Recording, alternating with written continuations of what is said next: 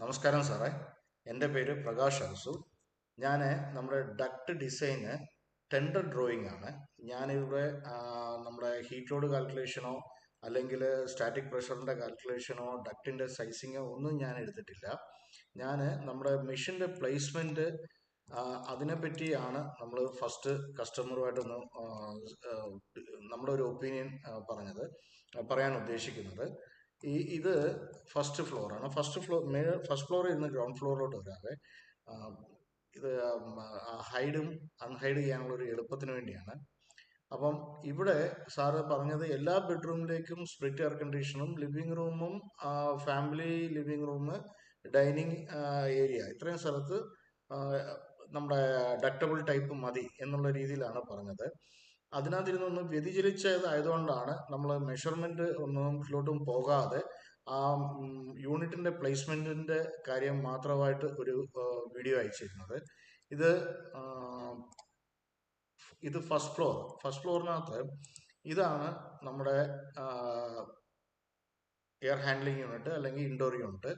ഒരു plenum box ഇരുന്ന് duct പോകുന്നു. ഇവിടെ നിന്നൊരു ത്രോ ഈ മുറിയിലേക്കുണ്ട്.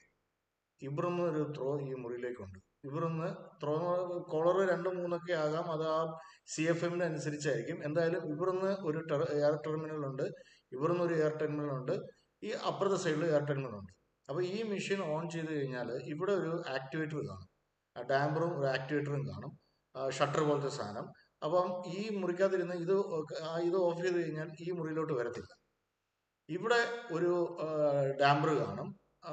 അപ്പം ഈ മുറിയിലോട്ട് മാത്രം, ഇപ്പം ബെഡ്റൂമിലേക്ക് മാത്രം മതിയെങ്കിൽ ഈ ഡാമ്പർ ഓഫ് ചെയ്താൽ മതി. ബെഡ്റൂമിലേക്ക് വേണ്ട ബാക്കിയുള്ള സ്ഥലത്തേക്കാണെങ്കിൽ ബെഡ്റൂമിൽ ഇത് ഓഫ് ചെയ്താൽ മതി. അങ്ങനെ ഒരു AC തന്നെ നമുക്ക് 1, 2, 3 ഈ 3 മുറിയും ഒറ്റ AC ഈ പറഞ്ഞവരെ കൊണ്ടുപോകാൻ പറ്റും. അപ്പം 3 AC ഇവിടെ ഒരു AC, ഇൻഡിപെൻഡൻ്റ് ആയിട്ടുള്ളൊരു AC, ഇവിടെ ഒരു സ്പ്ലിറ്റ് AC, ഇത് കൊണ്ടുവരാതെ ഈ ഒരൊറ്റ ഇതിൽ തന്നെ നമുക്ക് ഫുള്ള് ചെയ്യാൻ പറ്റും എന്നുള്ളതാണ് ഫസ്റ്റിൽ പറയാൻ ഉദ്ദേശിച്ചത്. Second, hide.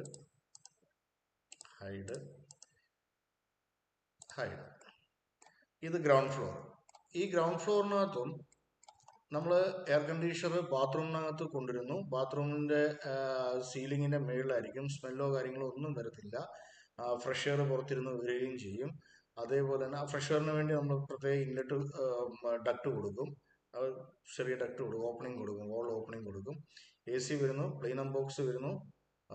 ഇവിടുന്ന് നേരെ ഇതേപോലെ തന്നെ ഈ മുറിയിലോട്ട് എയർ ടെർമിനൽ. അത് കഴിഞ്ഞ് ആ ഡക്റ്റ് മുന്നോട്ട് പോയിട്ട് ഈ ഫാമിലി ലിവിങ് റൂം ഓപ്പൺ ആയിട്ടുള്ള ഡബിൾ ഹൈറ്റ് ഉള്ളത്, അതേപോലെ കിച്ചണിലേക്ക് ഇത് പോകുന്നു. ഇവിടെ വന്നിട്ട് ലിവിങ് റൂമിലോട്ട് പോകുന്നു. ഈ ഡക്റ്റ് ഇരുന്ന് നേരെ ഡിഫ്യൂസർ അല്ലെങ്കിൽ ബൾക്ക് ഹെഡ് അങ്ങനെ ഏത് ടൈപ്പ് വേണമെങ്കിലും വെക്കാം.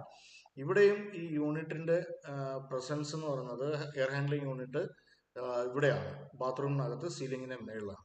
പിന്നെ നമുക്ക് ഈ രണ്ടിടത്തുള്ള സ്പ്ലിറ്റ് മാത്രമേ ആവശ്യം വരുന്നുള്ളൂ. ഈ ഒറ്റ മുറിക്കകത്ത് ഇവിടെയും ഈ ബെഡ്റൂമിലേക്ക് ഒരു ആക്ടിവേറ്റർ കാണും, ഈ മെയിൻ ബ്രാഞ്ചിലോട്ട് ഒരു ആക്ടിവേറ്റർ കാണും. അതായത് ഒന്നെങ്കിൽ ബെഡ്റൂമിലേക്ക് മാത്രം കിട്ടും, അതല്ലെങ്കിൽ ബെഡ്റൂം ക്ലോസ് ചെയ്തിട്ട് ഒന്നെങ്കിൽ ബെഡ്റൂം മാത്രം കിട്ടും, അല്ലെങ്കിൽ ബെഡ്റൂമും ബാക്കിയുള്ള കോമൺ എല്ലാ ഏരിയയും കിട്ടും, അല്ലെങ്കിൽ